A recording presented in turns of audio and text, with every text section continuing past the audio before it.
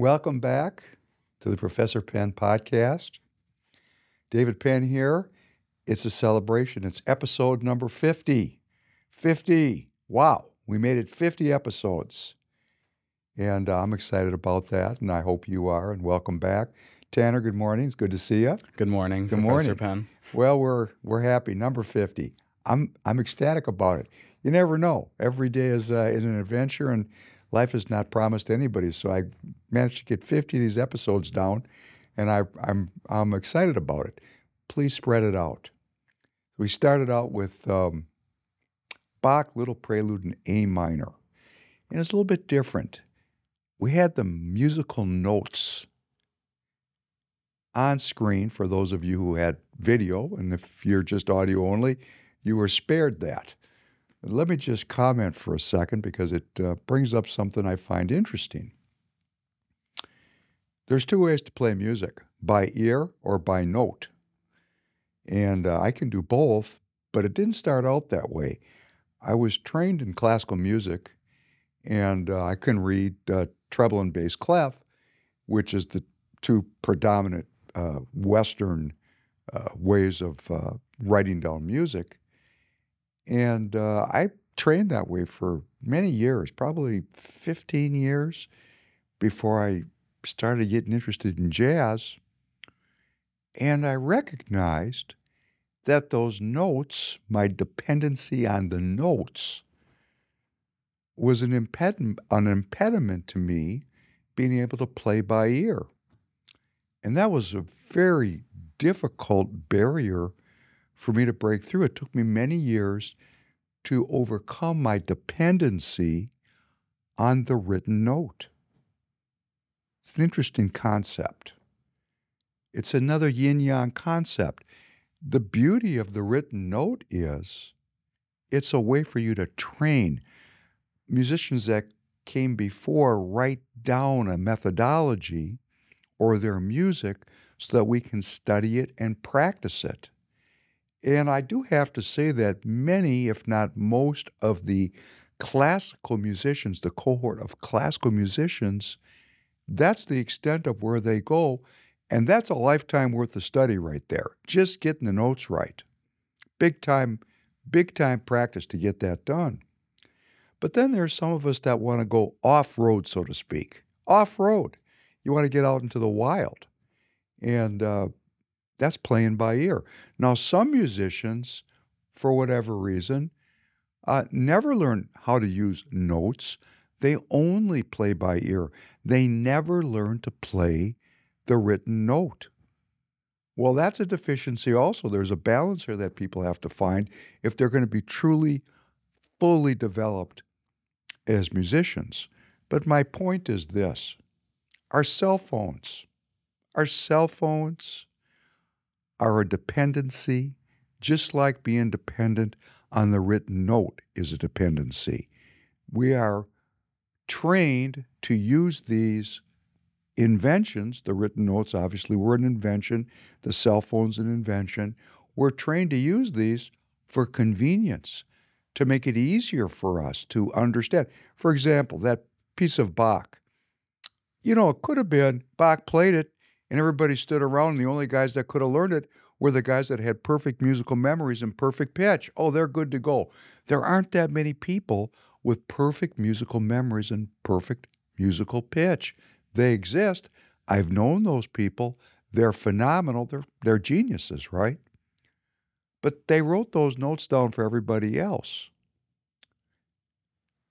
You know, when you have all of your key contact information in your cell phone so that you don't have to remember your telephone numbers, your short-term memory is not going to be very strong. When you use the map on your phone to get from point A to point B, your spatial and your directional intelligence is going to be diminished by your dependency on the convenience of that map. It's interesting, isn't it? Convenience. Convenience is the harbinger of our enslavement. That's again a yin and yang thing. We have the rigors of life, the difficulty of self-governance, and we have the convenience that's offered to us by a scientific technocracy that has taken over our government. These two issues are the issues that matter. We're going to talk about that today, and it really is the root of the globalist nationalist argument. The globalist seeks the highest level of global governance because there are problems so large that no one country can solve the issue. That's the cover story or the pitch.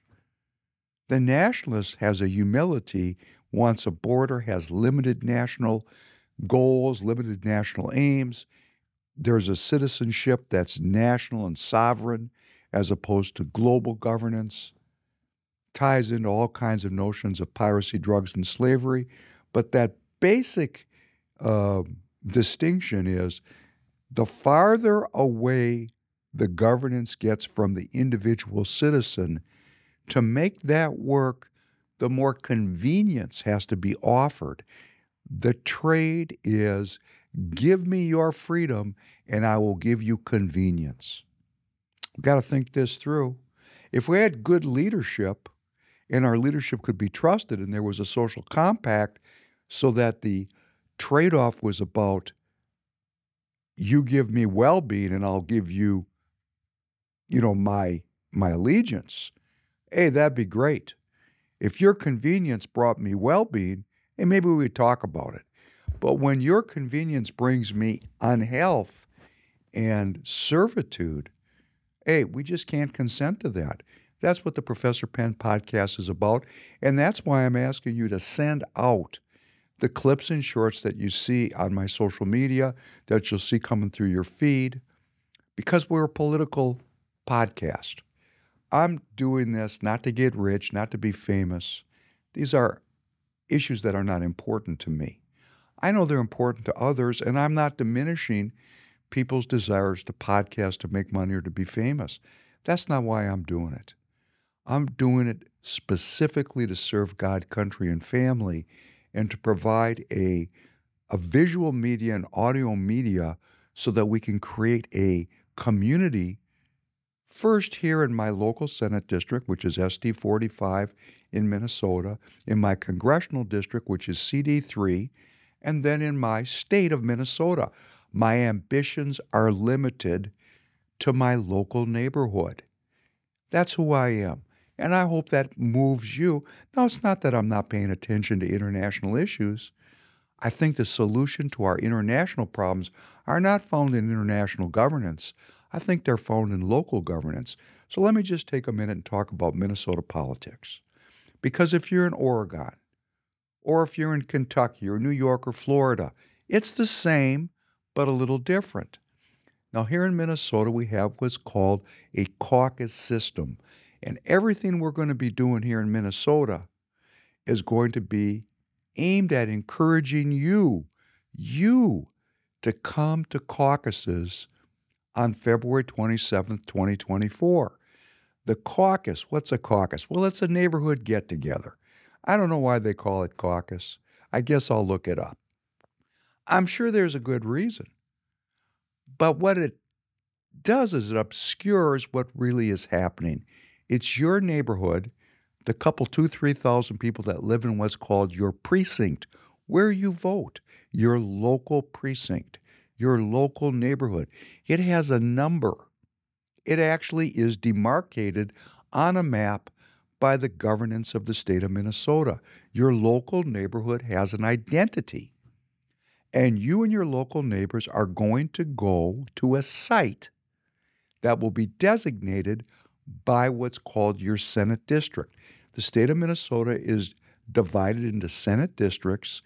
Each district has one state senator and 2 state representatives. So in 45, we have one state senator, Dr. Kelly Morrison, a Democrat, and we have 2 House members. One is Representative Andrew Meyer from 45A, a Republican, and a Democrat from 45B, Patty Acomb. That's my backyard, 45. and I serve on that Republican Senate District Committee.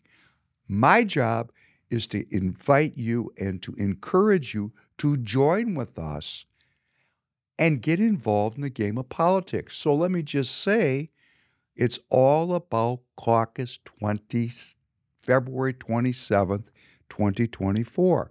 When you come to that caucus, you and your neighbors can elect each other and become delegates from your precinct or from your neighborhood. Your neighborhood is now represented in the political process.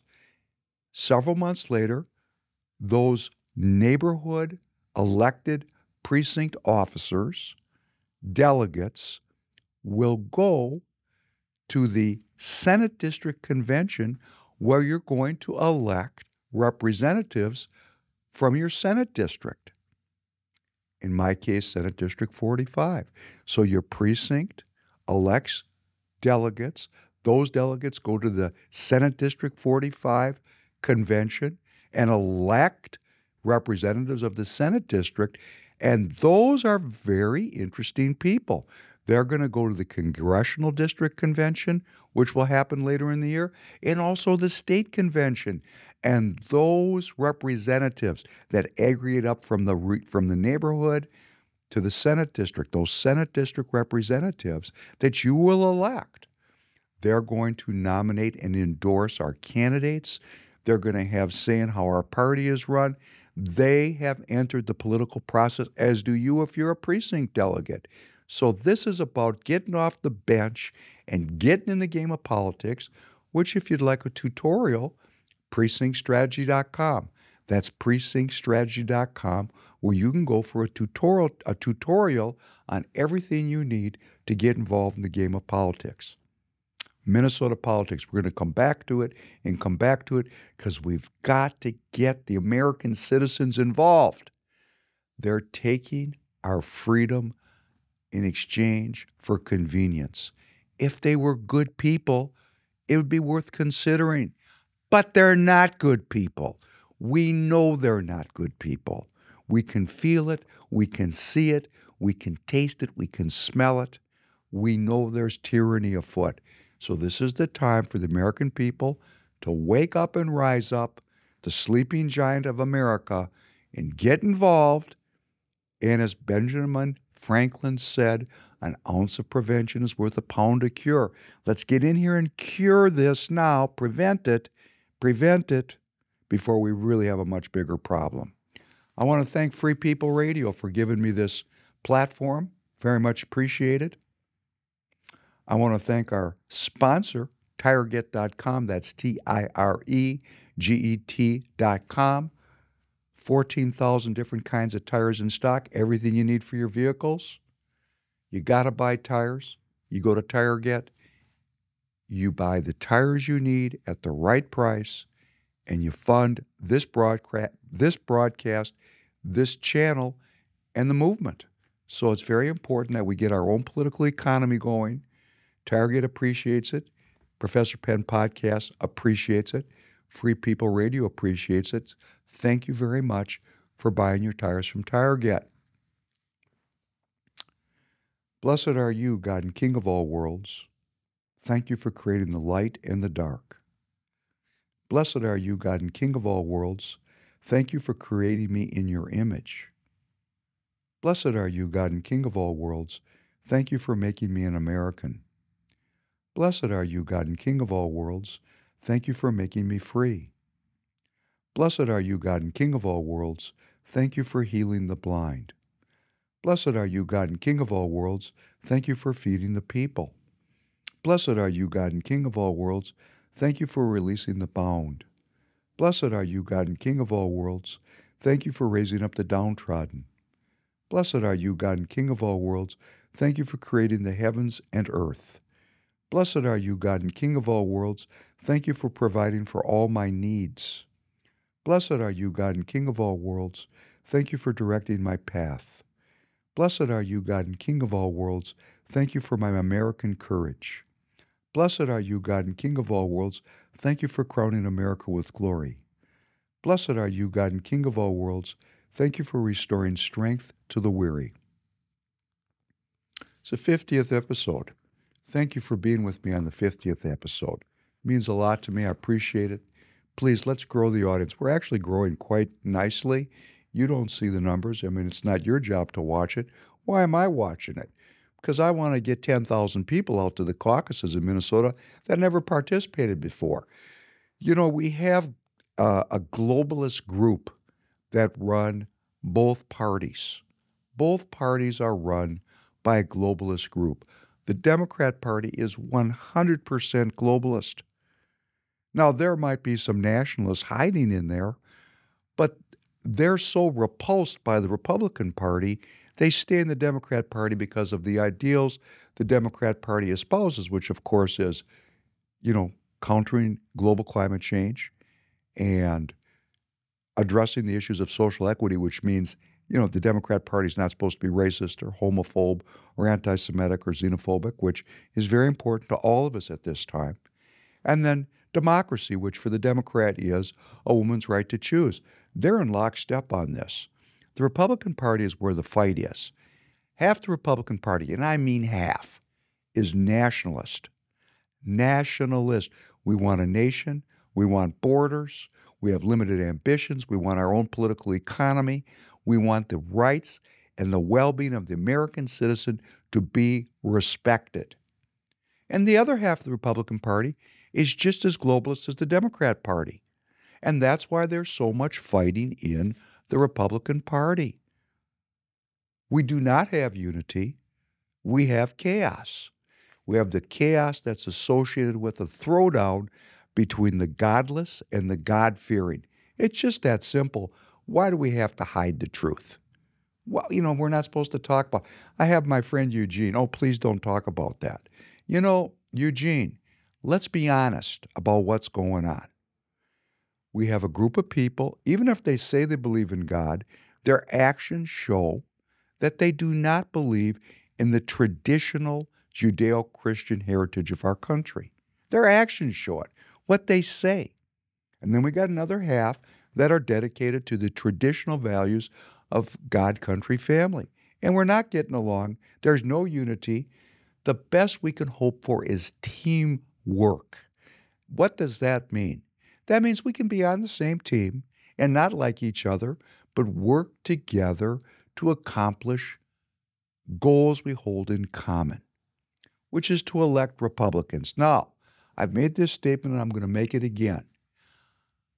I have to be politically practical because I'm a leader in the party until they throw me out, which of course they're trying to do. And, I'm going to remind them, keep your friends close and your enemies closer, because if they succeed in throwing me out, then I can just take a hatchet to these people, a metaphorical hatchet. Right now, what I'm trying to do is just draw out the distinction between globalism and nationalism. The globalists in the Republican Party are not Republican. They're foreigners that have worked their way into the party, and here's how they worked their way in. They're wealthy, very wealthy, and they're here to make sure the Uni-Party prevails. The Uni-Party is globalist. What does the Uni-Party want? Broad, bipartisan consensus on military issues and healthcare issues, because it's a big fat pot of $4 or $5 trillion of money, and they're all on the payroll in one way, shape, or form or another. So if you're on state assistance, let's say, you're on Medicare or Medicaid, or you're taking a Social Security, or you're in a union, or you're getting some kind of aid for people that don't have enough, of course you're going to vote for that. You're getting money from the government. If you're for low taxes and low regulation, you're the same person, just a little different. If you don't have any money and you're living off the government and you vote to get that money, you're a globalist. And if you have money and you're voting for low taxes and low regulation, you're also a globalist. You're not into self-governance. You're asking the government to take care of you. You're asking the government to be your nanny. You want to be a little child. You want benefits. You don't want to take care of yourself. Okay, does that sound judgmental? Yes, I'm being judgmental, but it's on a scale. There's a yin and there's a yang. We're overbalanced to dependency. Complete radical independence is also not a place where we want to be. We're looking for just right, and that's what we're arguing about. That's what their argument is about. What's just right? And we all have our idea about what just right is. Well, let's just say just right does not include, for me, the potential of a nuclear holocaust. So we're just going to take a minute and talk about the Ukraine again, because it's something I want to stay up with. And since I saw you last, our government, that'd be you and me, because we're government, we're self-governing, right? We're of the people and for the people and by the people. Hey, guess what we did? We authorized 2 countries, Denmark and the Netherlands, to take their aged stock of F-16 nuclear-capable fighter planes made here in the United States, our technology, and to transfer them, 42 of these planes, to the Ukraine.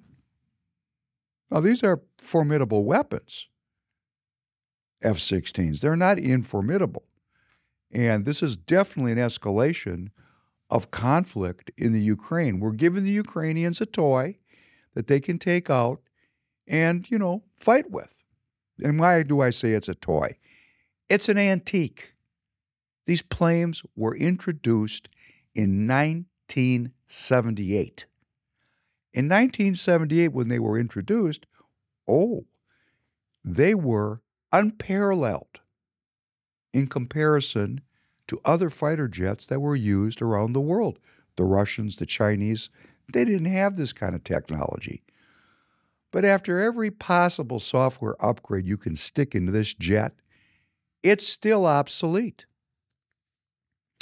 I'm going to give you my theory of the case. It's an escalation, okay? It is an escalation. But are these 1978 fighters really going to change the course of the war?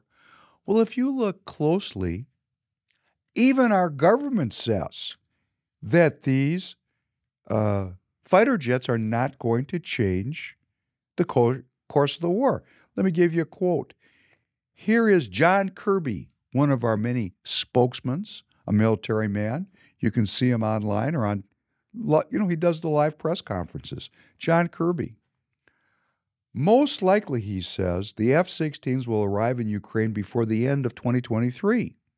However, we do not believe that F-16s alone can alter the situation on the battlefield. Oh, really? What are they doing? If it's not a transformative weapon, why are we up in the ante and giving them to the Ukrainians? And I have a theory as to why. My theory is, like a businessman, every business has what's called obsolete inventory. This is inventory that, for no fault of your own, styles change, pricing changes, things change. You've made an error. When you bought the stuff, hey, it was great. You're going to make money on it. But down the road, you find out it has no value. And you have to get rid of it and write it off, and it hurts your profits. Well, think about this. If we didn't have this war in the Ukraine, these 1978 technology fighter planes would be worthless. Worthless. You'd have to write them off. Write them off. They've ended their useful lifespan. They're done. But we have a war now. Guess what they get to do? They get to repurpose them and squeeze more juice out of this fruit. They're just going to squeeze the last drops out of these old planes, make some more money off of them, get some more money out of the inventory.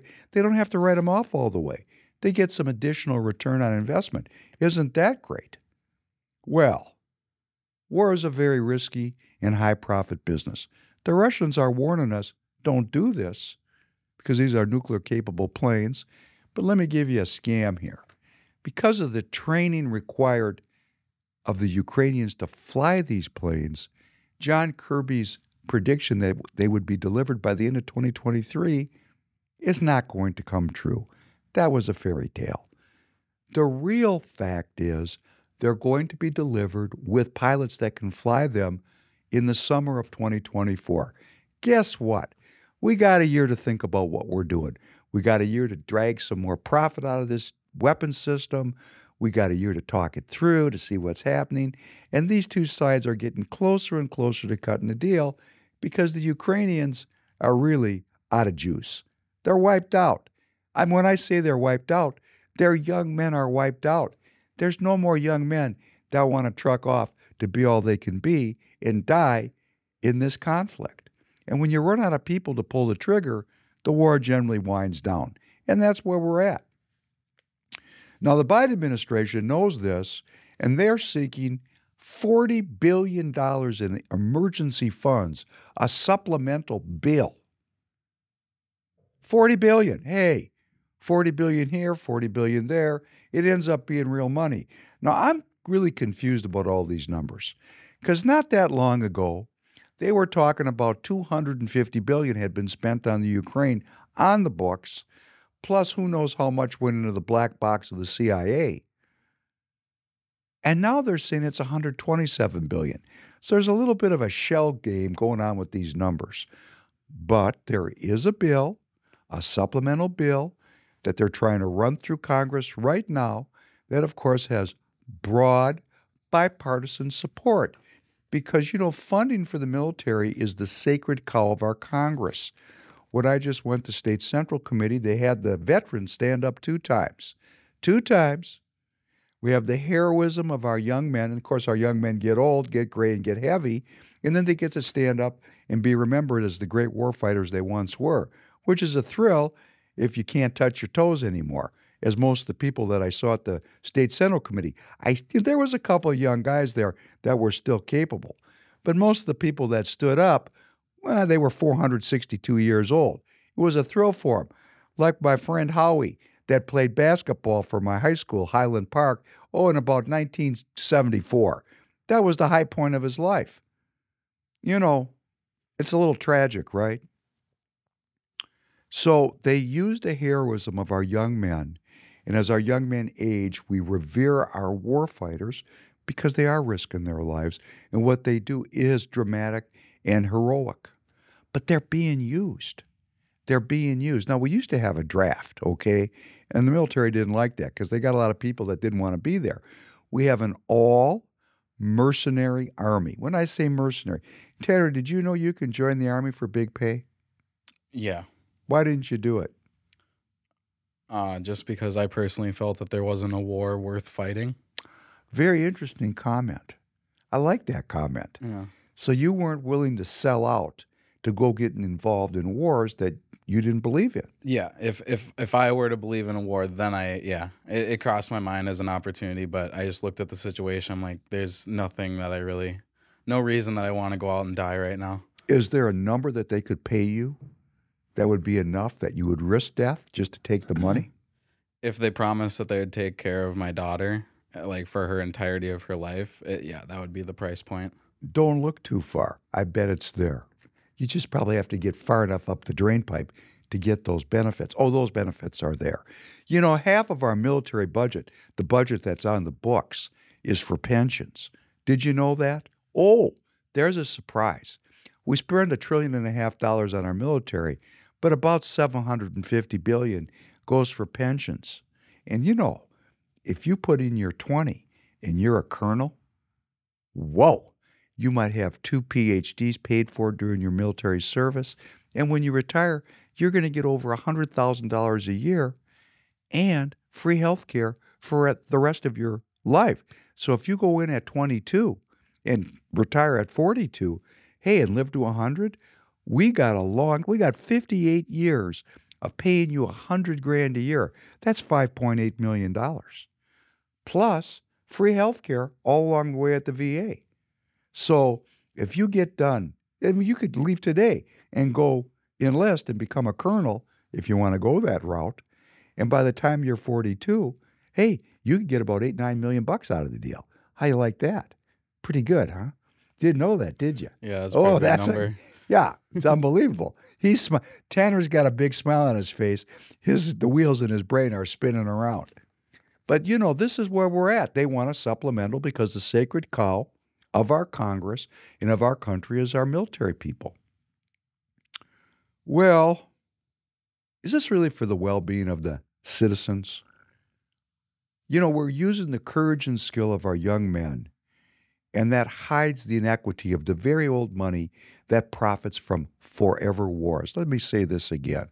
We have very old money in this country. Old. When I say old money, I mean intergenerational wealth that owns these military contractors. And these military contractors have tremendous sway, as President Eisenhower warned us in 1961 in his famous speech about the military-industrial complex. He warned us about erecting a permanent military-industrial establishment that would have the means, the money, and the willpower to influence the political process in the long term. And that's exactly where we've come to.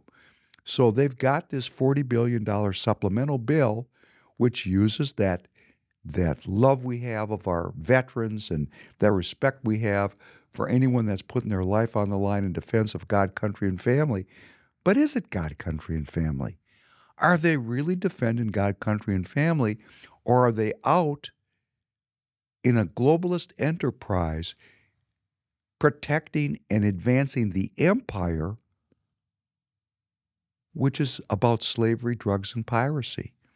Now, there are going to be people that get very mad at me, but we're going to have to drill into the truth because we don't have a global military of limited ambitions.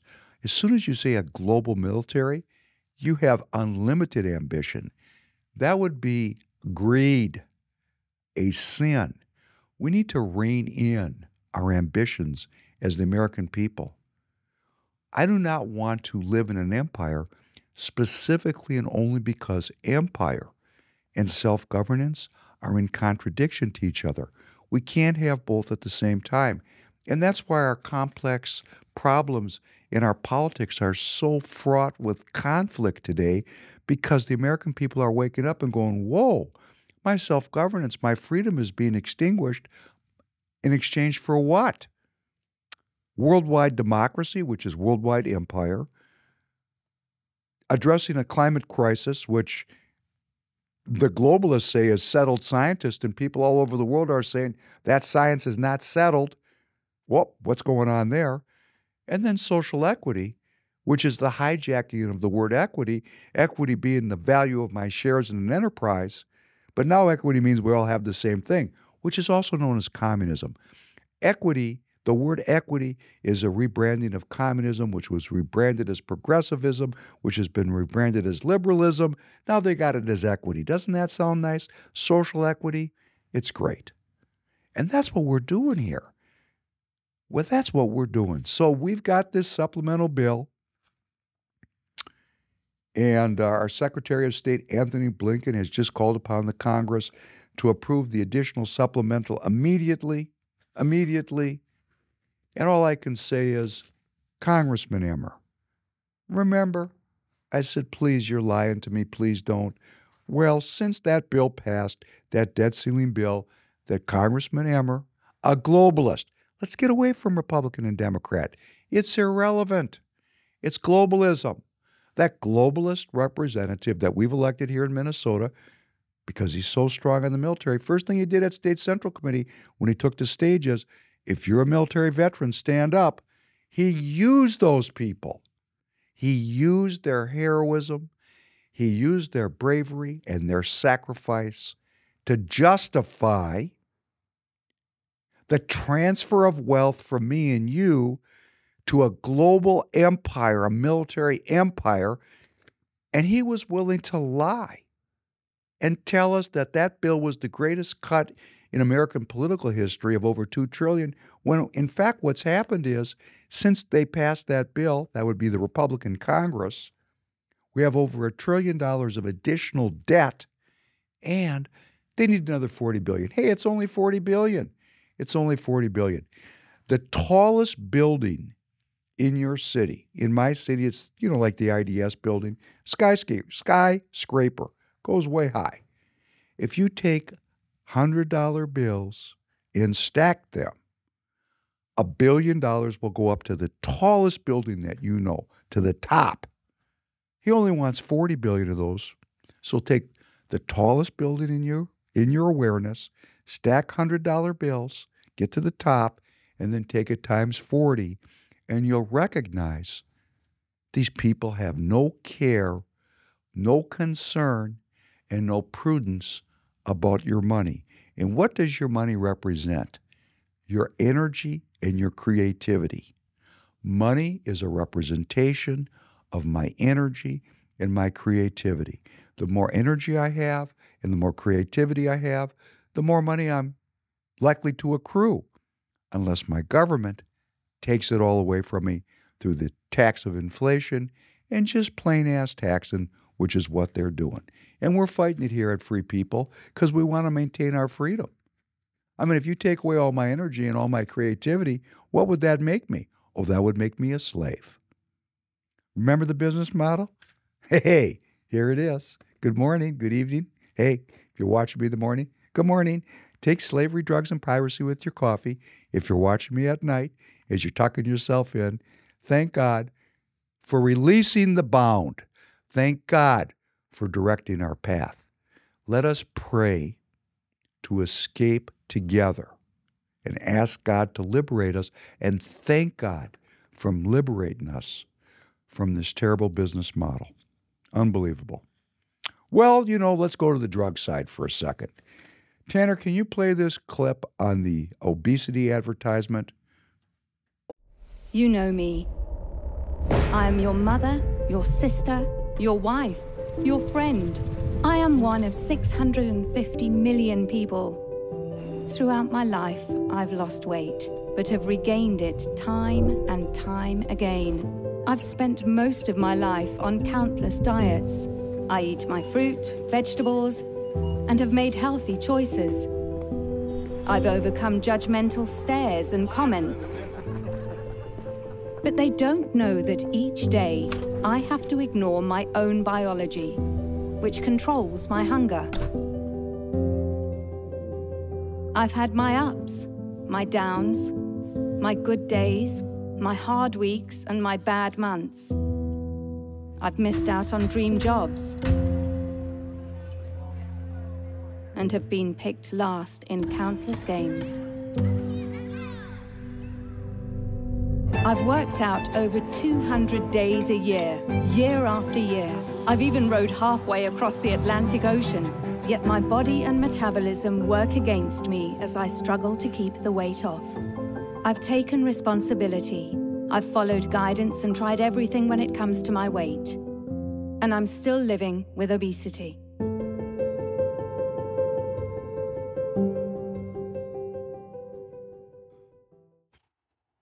Well, that makes me very sad.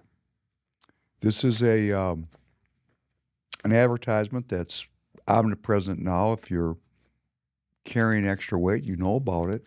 If you're not carrying extra weight, you probably know nothing about it.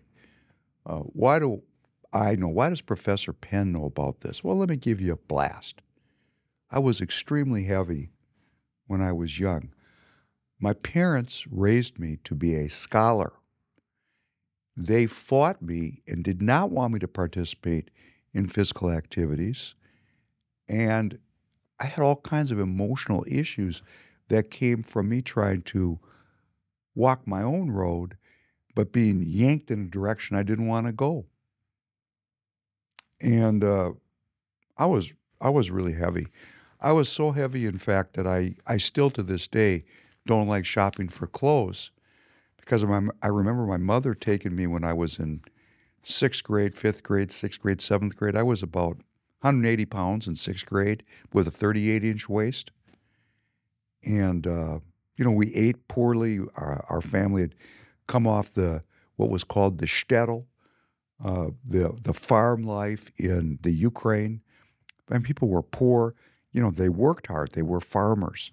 And they came here to the United States and they found a better life and plenty and prosperity, but they still ate like they were on the farm. And people got heavy and then they got heart disease because they were very sedentary. In fact, my one grandmother used to put sticks of butter in my mouth because they believed that to be fat, overweight, and they said it was fat, please excuse me, and they said, please be fat. It'll show that you have wealth. So in my birth family, I'm talking back in the 50s, the people were so poor when they came here and so gaunt that when they found ready access to food and they didn't have to work all day as farmers, they actually wanted to make me heavy to show the world that we weren't poor. I mean, this stuff is complex, right? Complex. And I was concerned about my own well-being, and I've suffered, and we're going to talk about this for the next few minutes. I've suffered a lot of health problems because of this. I became unbalanced when I was young. I was overbalanced to reading notes and not playing by ear. Do you see I'm trying to draw a metaphor here? That I was too in my head and not enough in my feelings in my body. I was unbalanced. And well-being is based on balance, a concept that is not really well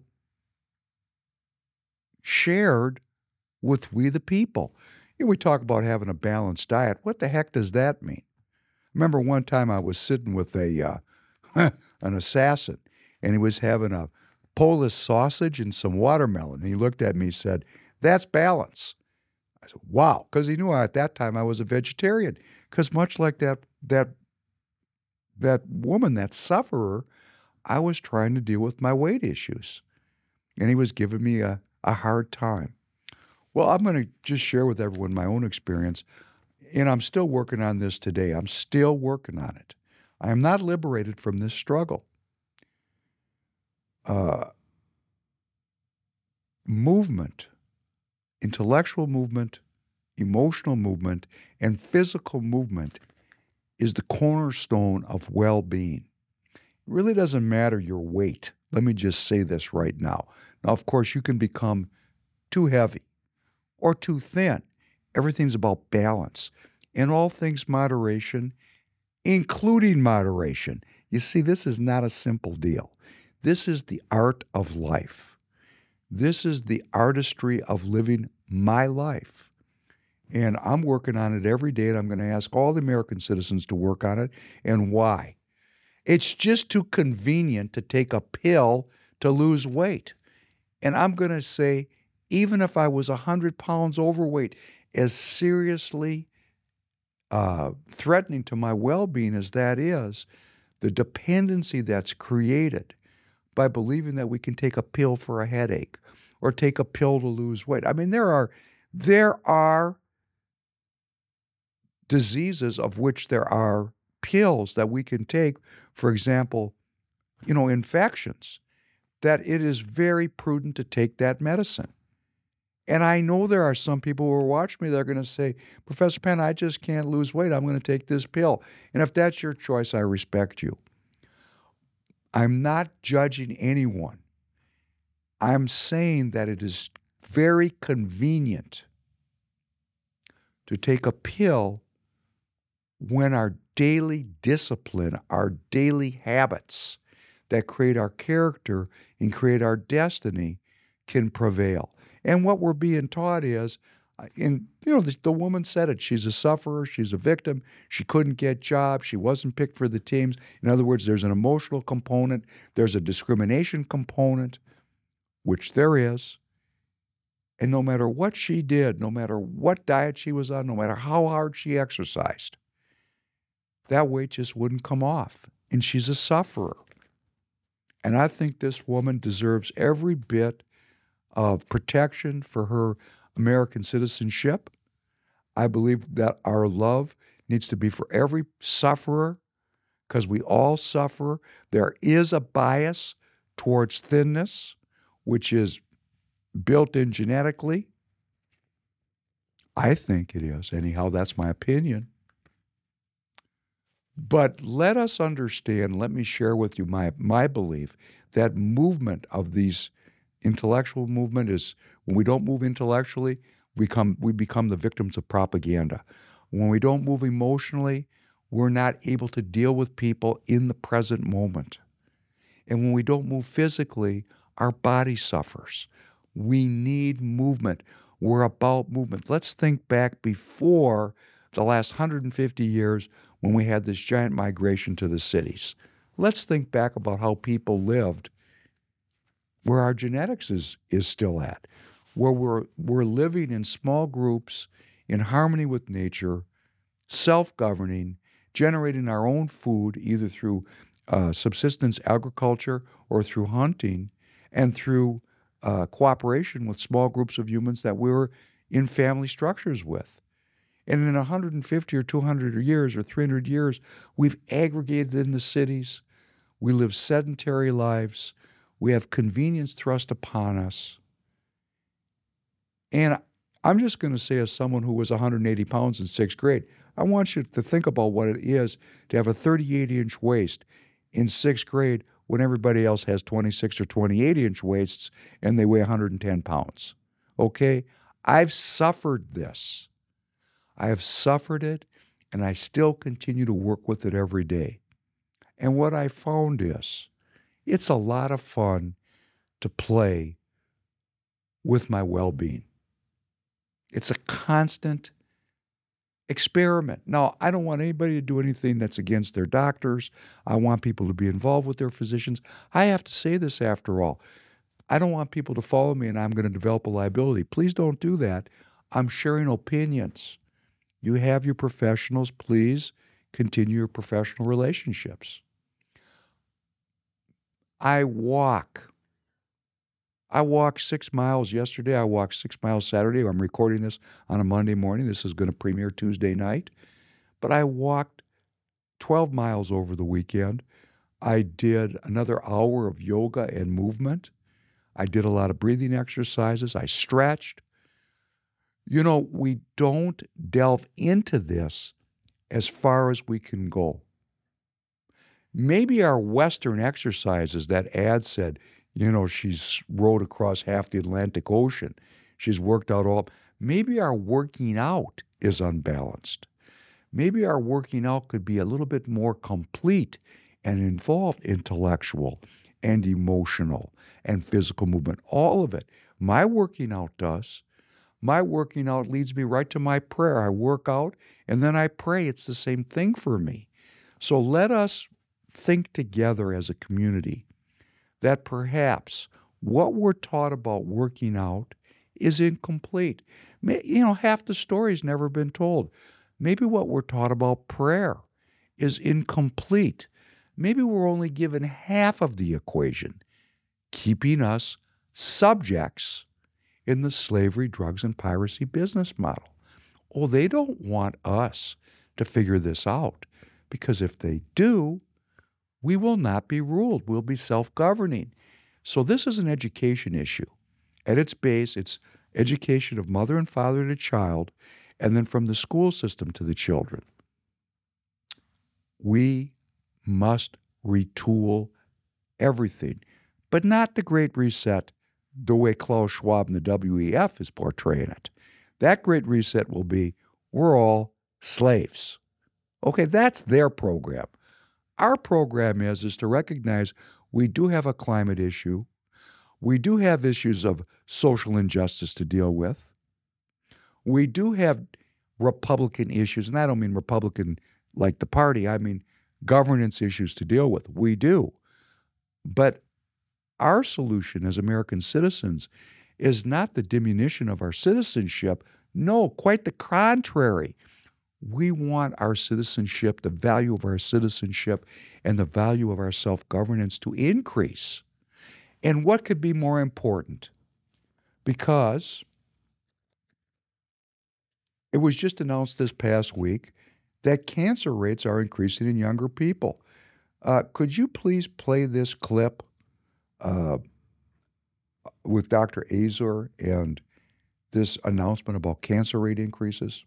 A new study showing some types of cancer are on the rise in younger Americans. The analysis of 17 National Cancer Institute registries from 2010 to 2019 found that early onset cancers in U.S. patients between the ages of 30 and 39 is up 0.7%. The study also finding a big increase in cancer among women and a decline for men, and noting that patients who identified as Asian, Hispanic, American Indian, or Alaskan Native saw the greatest increases in risk. NBC News medical contributor Dr. Natalie Azar joins us now with more.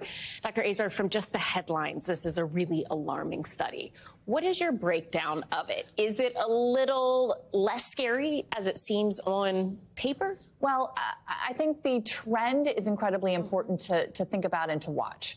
What I think the viewers need to understand is that the absolute number of cancers that are happening in this country are still happening to older individuals. Okay. But again, it's the trend. It's the faster rise, especially in these colorectal cancers and bile duct cancers and breast cancers in younger women. That is what we are really concerned. That's what's kind of sounding the alarm and sort of making us all in the healthcare community going, what's going on here? What about our screening tests? How are we going to pick these cancers up? What do you think is driving this increase? You know, in medicine, it's always nice to have one, fulfilling explanation for something and something that's easily fixed. This is not the case here. Experts cite a couple of different things, Ellison, namely obesity, also behavioral things like alcohol, certainly smoking. But then there are other exposures to carcinogens. There's the microbiome, the gut, and the interplay with the environment.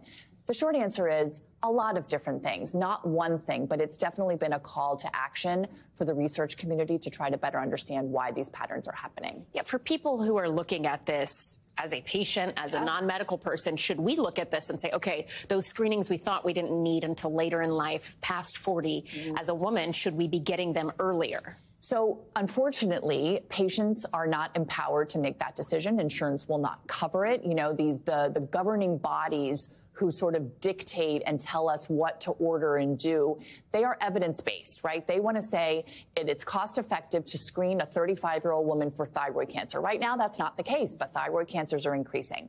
So I think this research from JAMA is going to add to the body of evidence that these cancers are, in fact, really happening at a higher rate than we would like to see, and that I hope within a next sort of generation that we do see some action taken, that certain cancers are screened for differently than they are now. Do you expect that it will move in that direction? I do. Okay.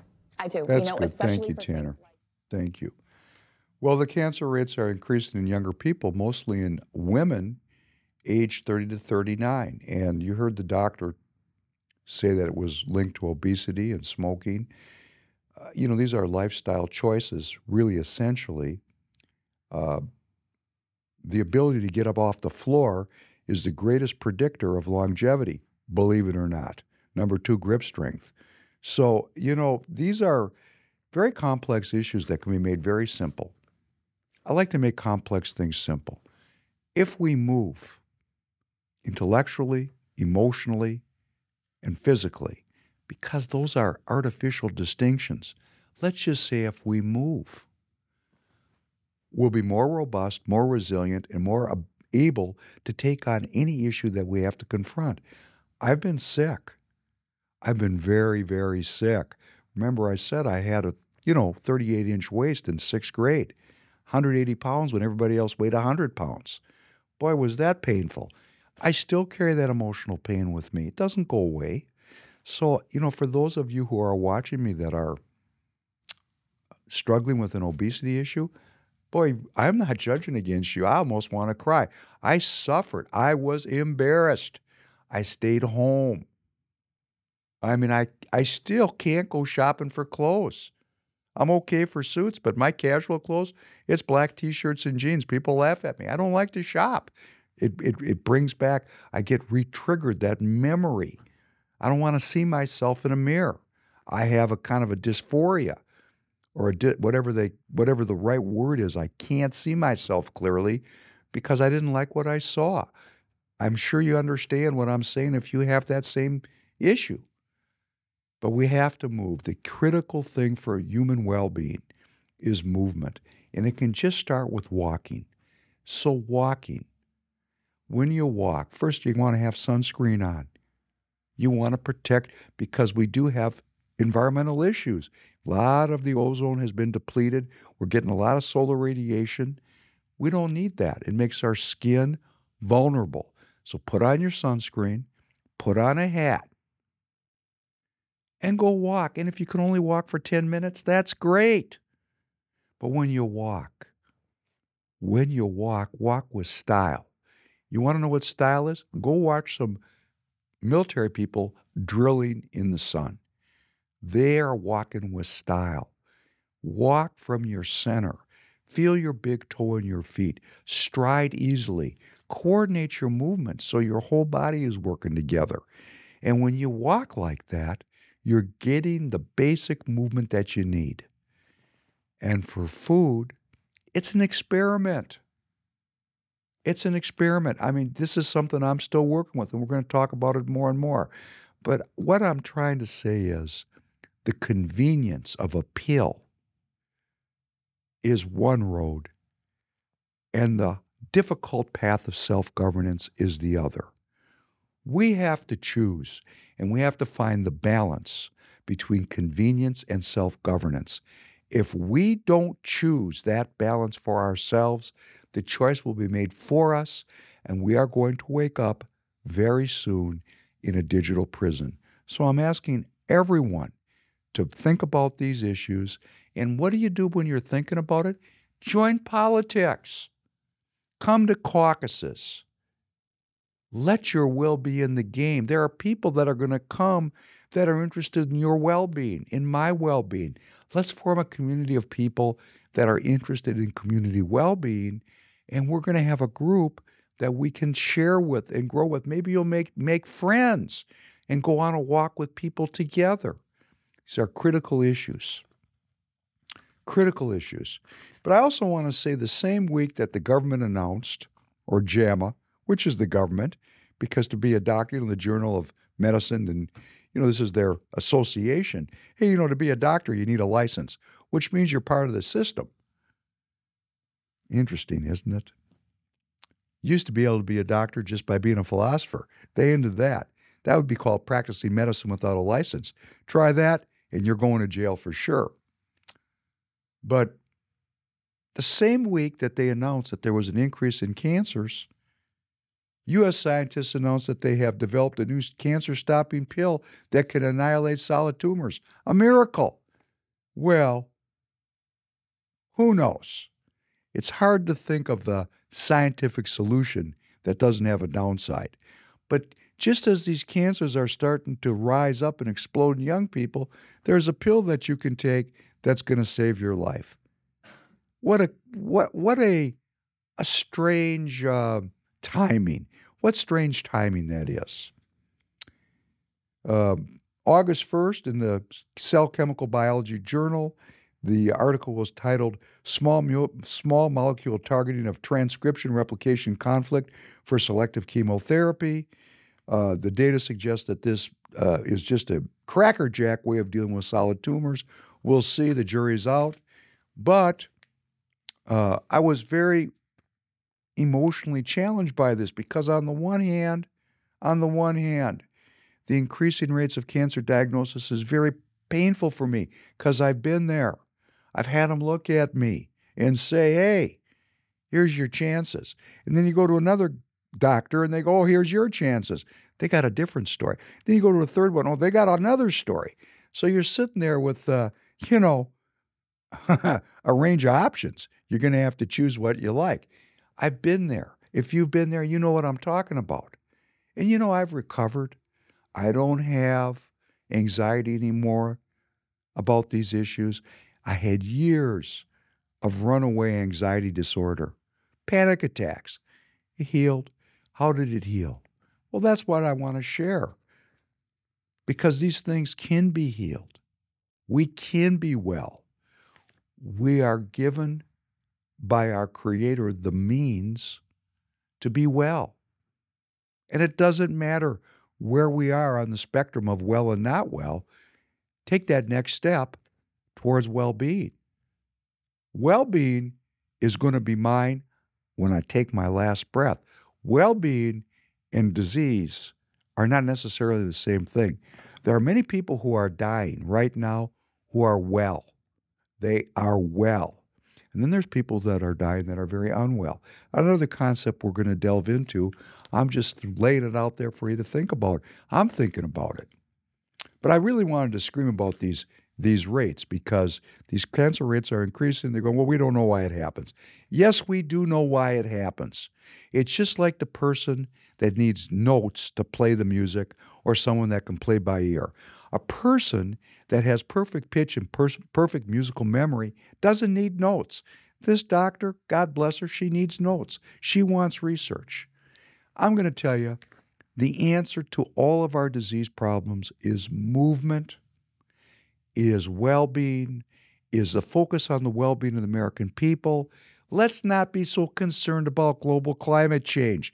Let's talk about the carcinogens in your local water supply, the radiation you're bathed in your house when you're brushing your teeth, the crap in your food, the hormones and the antibiotics that get aggregated up into your allegedly safe food that we're consuming every day. Oh, there's cancers. What a surprise. What a surprise. Geez, we don't know why it happens. It's complex. It's very complex. Could I please have a research grant for $5 million? I'd like to study it. Get it? On the payroll of the globalist. These people are on the payroll of the globalists because it's the system. It's not a conspiracy. Steve Bannon, I want to give an attribution on this because many of you know War Room and listen to Bannon, and I think this is one of the most brilliant things he said. It's not a conspiracy.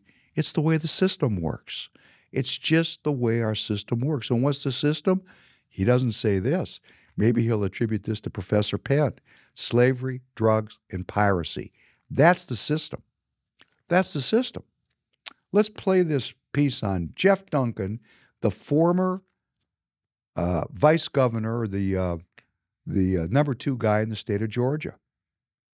Joining us now, you saw him in Nick's piece. He's someone who testified before that grand jury, just hours before the indictment was returned. CNN contributor and former Republican lieutenant governor of Georgia, Jeff Duncan. Jeff, I appreciate your time this morning. First off, the 98-page indictment, it's now out. You've seen it. Was there anything in there that either surprised you or looked off base from your personal experience throughout this process and this investigation? Yeah, my early assessment is that there's really no names on there that surprise me, and there's no scenarios that surprise me, right? And that might come into contrast to Republicans all over the country, but this was what we were talking against during the immediate days please. And months after the 20. First of all, it's lieutenant governor, excuse me. Lieutenant, military worded. It evaded me. You know, he's the vice governor. You know, we don't have to have that military model everywhere. And what he's saying is he's in juxtaposition as a Republican to the vast majority of Republicans that view the indictments of President Trump suspiciously. Let's get away from Republican and Democrat. Ex-Lieutenant Governor Jeff Duncan is a globalist. Let's listen to him in that context. Please continue. After the 2020 election cycle, the math just didn't add up, right? You couldn't take a tweet and turn it into a factual scenario. And so, no, nothing really surprised me that jumped off the page. I want our viewers to hear something you said last night. I believe this is when you walked out of the courthouse about what you hope America takes from this. Here you were. Well, my hope is that Americans believe us. My hope is that Republicans believe us, that this election was fair and legal. And I certainly think this is a pivot point for us. You know, as a Republican that cares about the future of this country, this is our moment to hit the reset button. Your hope is not echoed by a vast majority of Republicans who still say in polling that they believe that Biden didn't legitimately win the election. And it's not something shared by most of the people running against Trump. But you think this one changes things? Yeah, certainly carries an even bigger weight than the other ones. I mean, as if a federal indictment doesn't carry weight or other states' indictments, but certainly this added to it. But you know what, Poppy, I'm going to be critical of my party. I'm going to be critical of those that are running for president in my party. I'm going to be critical of governors and senators. They know the right thing to do here. The right thing to do is to call Donald Trump out for lying, misleading us, and taking our Republican Party straight to the ditch.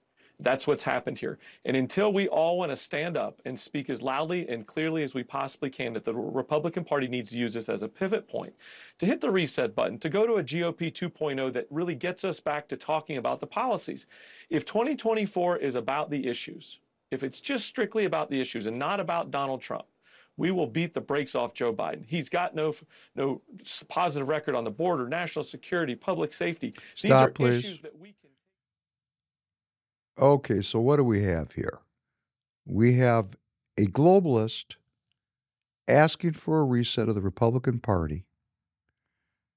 Trump is the first nationalist we've had, or a president that has some nationalist thinking in my lifetime. The first one in my lifetime. And of course, this guy is an anathema, Trump, to the globalist, because look at all the conflict and controversy that he spawned. And what Lieutenant Governor Duncan is saying is that, you know, if you take a look at the issues, national security, I mean, if that's a fugazi, everybody, the Union Party, the globalists agree about it. He's dragging us back into what everybody who's a globalist agrees on. So if you're a globalist in the Democrat Party or a globalist in the Republican Party, you agree about national security. You agree about public safety. You agree about these issues. He doesn't care who wins. That's the con. Please continue. Him to the floor with. But if we just make it about Donald Trump, we're going to continue to be embarrassed, and our campaign speeches in the Republican Party are going to be from courthouse steps every single day. We can do better. We should do better, and this needs to be the wake-up call. And I've certainly been vocal about this. We need to have everybody running for president stand up together. Not because their consultants tell them it makes sense today, not because it doesn't feel like a short-term sugar high, but get up there and tell Donald Trump to get out of this race for the good of the party and for the good of the country. Jeff, I think to that point, and credit for consistency, you've said that after, I think this is now at least the third indictment, that you've said very similar things about it's time to turn the page. It's time to get away from this. It's time to not always be defending or rallying around somebody who's been consistently indicted, and yet the former president's poll numbers continually seem to go up in moments like this. He's able to frame, particularly in a primary electorate, these as political attacks by Democrats. To that point, did you get any sense that Fani Willis, in your interactions with her during this process, or her team, was politically motivated? I think the former president called her a rabid partisan, or that the grand jury itself was out to intentionally get the former president. Look, that's Donald Trump's game. Every time he gets put in a corner, he fights like a kid, right? He calls names. There's no merits behind it. I certainly didn't encounter any of that. It was a very professional process, a very well-informed district attorney's office, a very well-informed jury that asked very intellectual questions throughout the process. Oh, that's good. But look, that's good. So, Lieutenant Governor Duncan is a paid political consultant of CNN. They don't mention that. I had to look it up.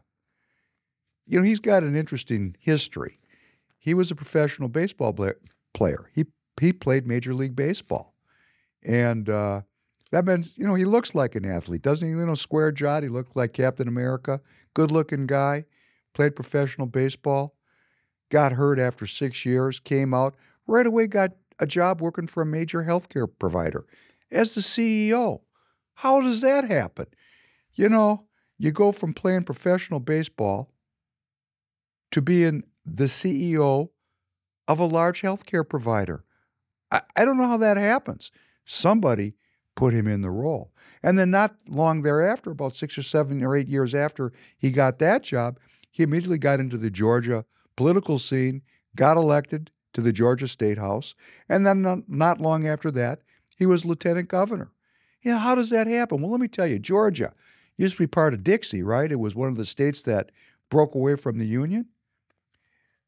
Georgia is a center of globalism. Some of the international businesses that are recently located or expanded to Georgia include Adidas, Arubis, Hapag-Lloyd, Hyundai, Kia, Kubota, Mercedes-Benz, Nestle, Porsche, Q-Cells. You know, there's a lot of major companies here. Cox Communications, SunTrust Banks, Delta, Aflac, CNN is right there, right in Atlanta. I've stayed at the hotel that's attached to CNN. Very impressive. Scary, actually. Georgia Pacific. UPS is domiciled there in Georgia. You know, Siemens. Do you know that the largest foreign employer in the state of Georgia, what a shock, it's the United Kingdom. The United Kingdom has the largest footprint of volume of business in the state of Georgia, in Germany, in Canada, in Japan, in the Netherlands, in Switzerland, in France, in Italy, in Australia, in South Africa. There's a lot of global companies domiciled in Atlanta, Georgia. Top 10 countries by employment in Georgia. Number 1 is Japan, the auto industry. There's 33,000 people working for Japanese companies in Georgia. Number 2, Germany. 25,000 people work for German companies. Number 3, the United Kingdom. 22,000 people in Georgia work for companies that are owned in the United Kingdom. That'd be, the birthplace of slavery, drugs, and piracy, the Crown, and so on and so forth. So this is the way things work, right? I'm not here to say that Lieutenant Governor Jeff Duncan is a good or a bad guy. I don't know him personally. I'm not making a statement about him good or bad. I don't like the fact that he's saying that politics can't take place on the step of a court. That's the perfect place for politics to be pursued, on the steps of the court, because we are in a country that's based on rule of law. When there's no rule of law, if you, the American citizen, if I, the American citizen, believe there's no law anymore, hey, we've kind of gone off into a strange place, right?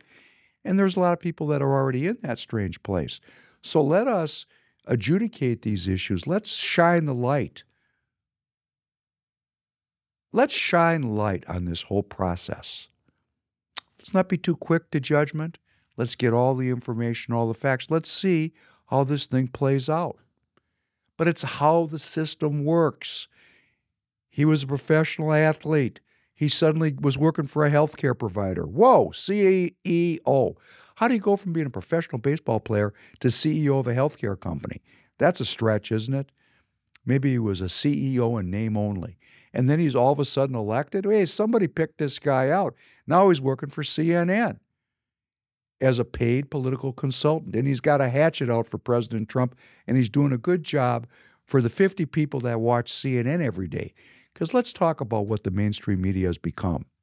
You know, the same companies that own CNN and all the other mainstream media outlets, what they call legacy outlets, the same companies that own these media outlets, and they've just become giant billboards. For what? For the business model of slavery, drugs, and piracy. Just go watch who's advertising on CBS and NBC and ABC and MSNBC and CNN and Fox News. Go look at who the advertisers are. Look at where they're getting their money. And you'll understand how this game is played. And then go look up their ownership. All you got to do is put in on your Google search, who owns Pfizer? Who owns Fox? Who owns CNN? Look it up for yourself. Because if I tell you, hey, it's not the same as you got to find it for yourself. You got to see it for yourself. And it's pervasive. It's just pervasive. I had an opportunity this past week. I was invited to go see a lecture given by a very famous globalist. Walter Isaacson is this man's name. In fact, Walter Isaacson, for many years, was the chief executive of this same CNN that has Jeff Duncan on the payroll. Well, let's take a look at Mr. Walter Isaacson and see what he's all about. Could you just pop this Walter Isaacson piece up here with Andrea Mitchell on NBC? And joining me now, Walter Isaacson, who is part of Pfizer's COVID-19 vaccine trial.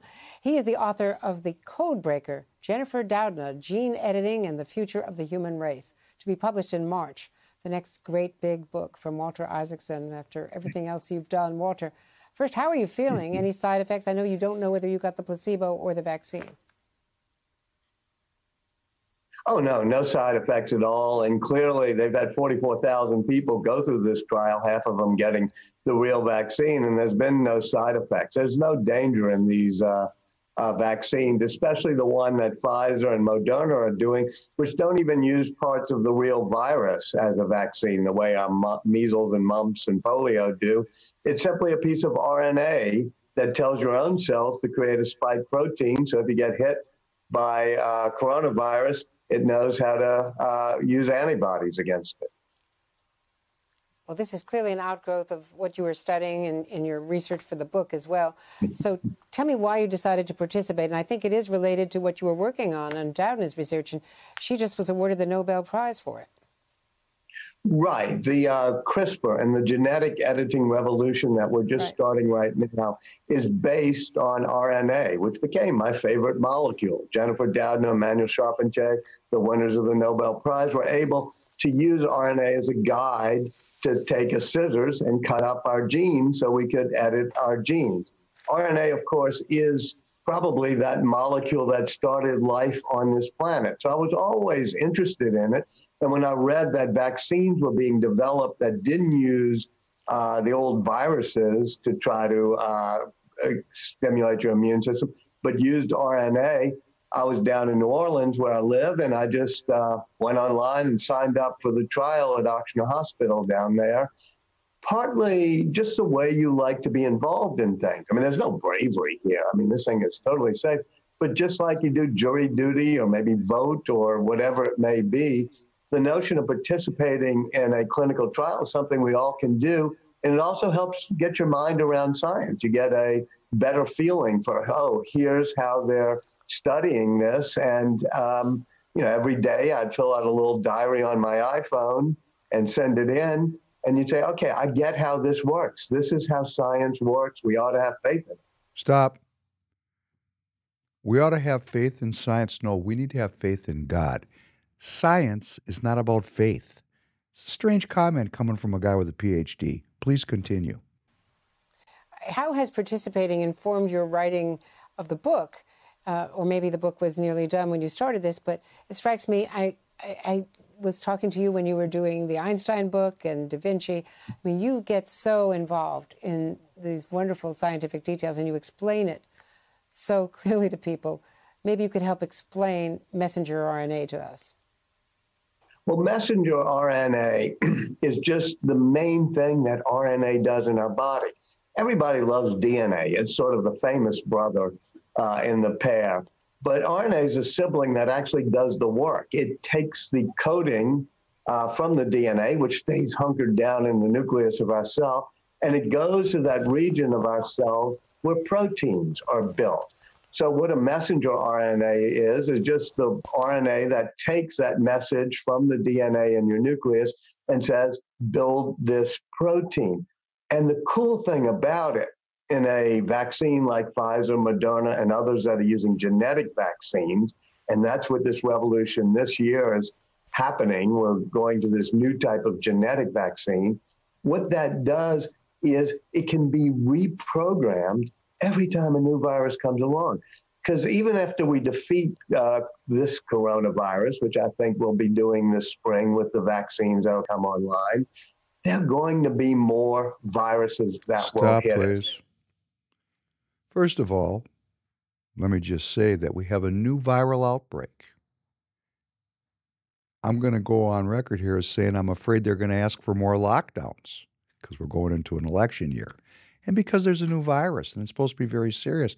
Oh, and there's a new set of vaccines that are rolling out. So what Walter Isaacson is selling here, and he's a salesman, that's who he is. He's a salesman for science and for the New World Order and for all the things that come out of that business model. What he's saying is COVID's going to be defeated, which it wasn't, and that there's going to be more viruses that are coming. Really? Please continue. Let's finish off. More coronaviruses and other types of viruses. The cool thing about an RNA-type vaccine is that even a college biology student in a lab could recode it and say, okay, now attack this, or create an immune system for this new virus. All you have to do is type in the new genetic code of what you're trying to inoculate against. And so to me, it's ushering in an era, we all talk about our kids wanting to learn digital coding. Well, they're going to be joined by people who learn the code of life. This is so fascinating. Just briefly, what happens if you did get the placebo? Do you have access to the vaccine itself? Yeah, I think that okay, that's good enough. Goodbye, Walter. I went to see this guy. Now, let's just give you a little history on him. He grew up in poor circumstances. He's very smart. He graduated from Harvard.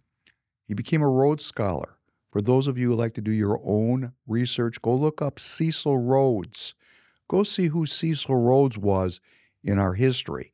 Even with the whitewashing of Cecil Rhodes, it's hard to miss who this guy was. And who was the Rhodes Scholar? Where do you go? Oh, he went to Oxford. He got his PhD at Pembroke College in England. So this guy is thoroughly a globalist. His education in Harvard and then at Oxford makes him a globalist. That's the worldview that he was trained in. And then he came back, and in addition to working for CNN, for many years, he was the director of the Aspen Institute. The Aspen Institute is one of the primary globalist think tanks. It's funded by the Rockefeller Foundation, the Carnegie Foundation, the Ford Foundation. We've talked about these wonderful foundations. These were the foundations that funded the Nazis. Oh, I'm sure it's so different now. That was in their past. It's all changed today, isn't it? Must be, right? So he worked on the payroll of the Rockefellers and the Fords and the Carnegies, and the Bill and Melinda Gates Foundation. That is who funds the Aspen Institute. And just to let you know, they got a great cover story on that too. They have the Aspen Music Festival, something that I aspired to as a young man. It's where young people go to perform classical music in the summertime with great artists teaching them. And that's part of the funding of the Aspen Institute. So guess what? Remember that last podcast where we played a Russian communist violinist, David Oistrakh, playing the music of a German composer, Beethoven, in the Royal Albert Music Hall of the Crown, classical music being used to bring people together from very different political perspectives?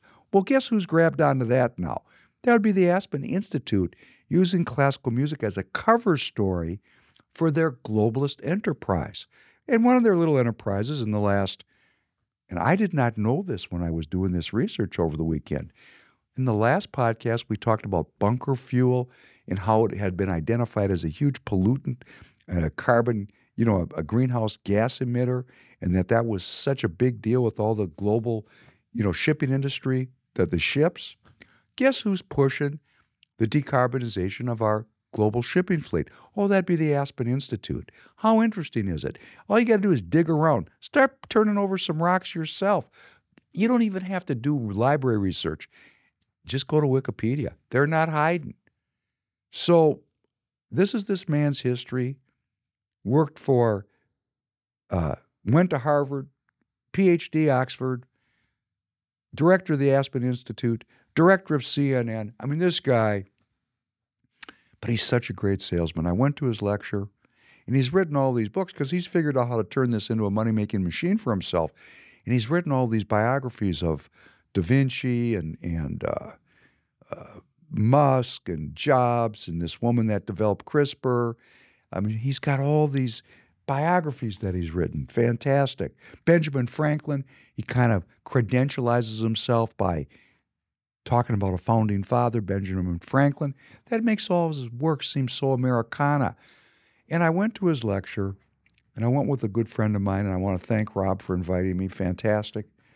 There was 1,000 people there. I sat quietly, didn't cause any trouble, didn't raise my hand, didn't ask any questions. But I looked at what he was fencing.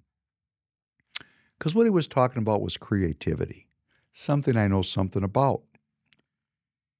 And his theory of the case was that creativity, the cornerstone of creativity, in his worldview is curiosity, because what he was selling was the scientific method and all of the new the fourth industrial revolution scientific benefits that's going to come from gene editing and biotechnologies and robotics and artificial intelligence. He's selling that. Now, the people in that room, I didn't really belong there, was very wealthy people, super wealthy, the wealthiest people in Minnesota. I was there as a guest, and it was really funny. The people at my table, right away, they realized I wasn't wealthy. They all turned their back on me. But that's another story for another day. Anyhow, I didn't say anything. For those of you that know me that think I was aggressive, I mean, these people could just smell I wasn't a multi-millionaire. So they didn't really want to take any time for me because what's the benefit, right? Anyhow, he was there selling science. That's what he was doing. He was selling science because he wants all of America to buy in on this new biological revolution. Everyone needs to buy in on all of the biotechnologies, including those technologies which are going to be involved with the social credit score and one world digital currency, and all of the things that are part of the scientific method, the outgrowth thereof. He's a great salesman, and he's figured out how to make a bunch of money doing it, writing these books. And the books are all united in his mind by the creativity of the great people, scientific minds that he has studied and then written about. And he's decided that the cornerstone of creativity is curiosity. And I reject that. I think the cornerstone of creativity is openness to the supernatural, to the one true God. I know where my creativity comes from. My creativity does not come from curiosity. My creativity comes from submission.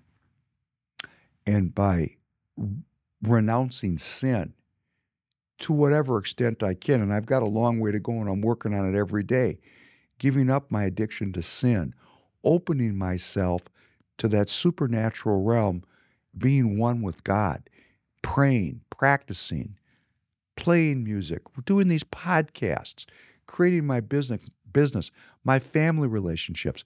I'm only concerned about what is my next step. I'm not thinking downrange about how I'm going to control all these useless eaters as they do in the scientific world. That's not who I am.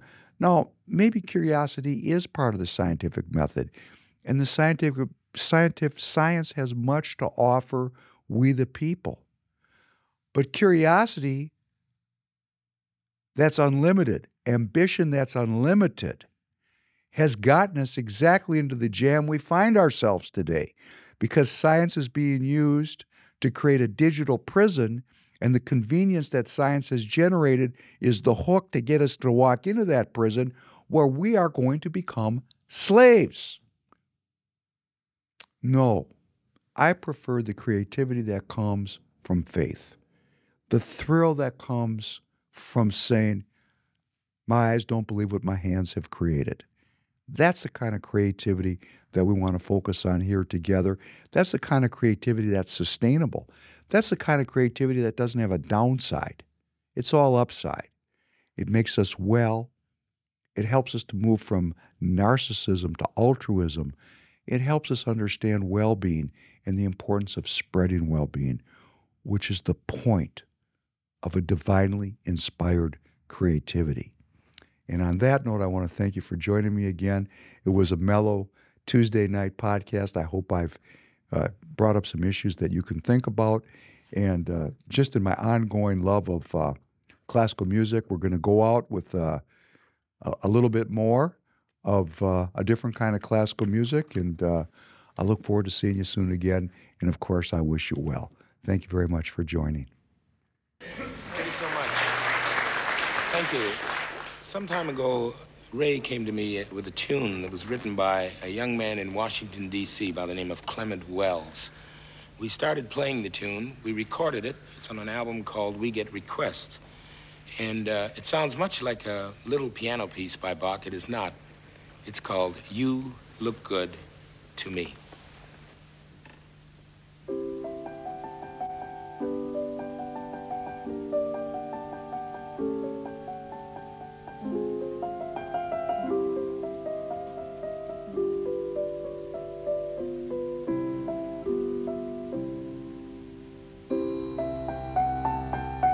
you.